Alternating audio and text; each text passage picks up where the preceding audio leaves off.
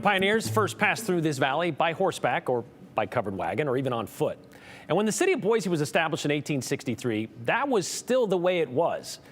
20 years later, when the railroad came to southern Idaho, the City of Trees was not one of those stops, believe it or not. Imagine, after punching through the Continental Divide, apparently that incline from the bench into Boise was just too much for the railroads.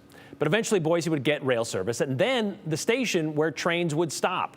That happened 100 years ago this week when the most conspicuous campanile in all of Boise was built. It's the one benchmark of Boise that stands above the rest. It's a landmark.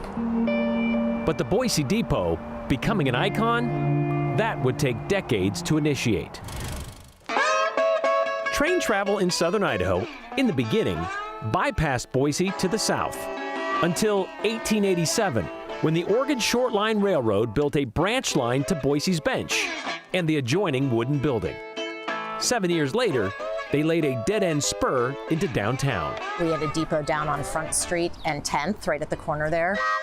Trains would have a tower as a target. It just wasn't 96 feet tall yet. That idea was still 30 years away. The citizens of Boise had been pushing and asking for passenger rail for decades at this point, and to be on the main line. To get that done meant a new depot and a return to the bench in a revival of the Spanish-style mission, the first of its kind in the City of Trees. The key things about it are its stucco walls, the campanile, or what we call typically the bell tower, the asymmetrical two wings of the building. Designed by the same architects that planned the New York Public Library, the depot took less than 2 years to build, opening officially on April 16, 1925. Oh my gosh, the fanfare was incredible. There was a parade, people in costume, a huge coming out party for the up-and-coming city of just 20,000. And yet we had over 3,000 people jamming the station there, making sure that they could see the train that was coming in. Historian Jennifer Stevens says the depot served as more than just a train station. It was sort of, if you will, a landmark on the hill that could oversee the valley and also just really represented the hope and the promise of Boise's economic growth, its social growth, its draw to people around the country, and kind of put the city on the map, honestly, because now people who were traveling from east to west were going to have to come through Boise as part of their journey. And what they would see then is a lot like what you can see today. They get off the train, they see these gorgeous mountains. You can see our state capitol building from here. You can see buildings rising. Over the next few years, they put in the Platte Garden, then Capitol Boulevard, and the grand entrance to Boise was complete. Yeah, there's no question that they recognized the value of looking down into this valley and the view that it represented to the passengers that would come off and see what they were coming here to visit.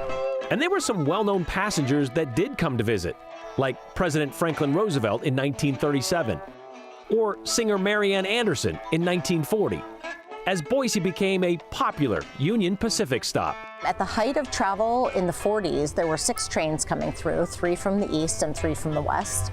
However, post-World War II, people began to opt for autos instead of trains. It was cheaper, it was faster, and so train travel definitely declined in the post-war era, and eventually, the train service here stopped in 1997.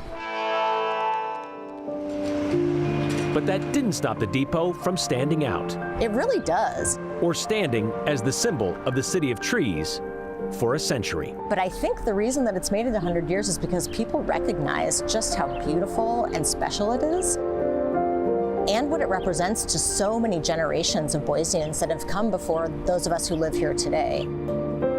It's a community gathering space. It's a place that shows off the best of Boise and provides a space that we can all come together and recognize how incredible this place is that we live. How iconic is that building? Just Google Boise and then hit the Images tab, and that's the view of the town you see is from the Boise Depot. Well, the city of Boise has been celebrating the depot all week long. Tomorrow, though, that's the big birthday bash. Starting at 5 o'clock, there's going to be live music, activities. There's going to be food trucks there and a lot more. The theme, roaring 20s, so you might want to dress accordingly and dress to impress. It's free. It is open to the public. No tickets necessary, but make sure you walk or bike. You might want to do that or make plans for that because, as you can expect, parking is going to be limited. You could also take a free shuttle from Ann Morrison Park, so there's that option. And in case you can't be there, we're going to bring it to you live from the Depot tomorrow here on the 208. Again, the entire show dedicated to celebrating the Boise Depot.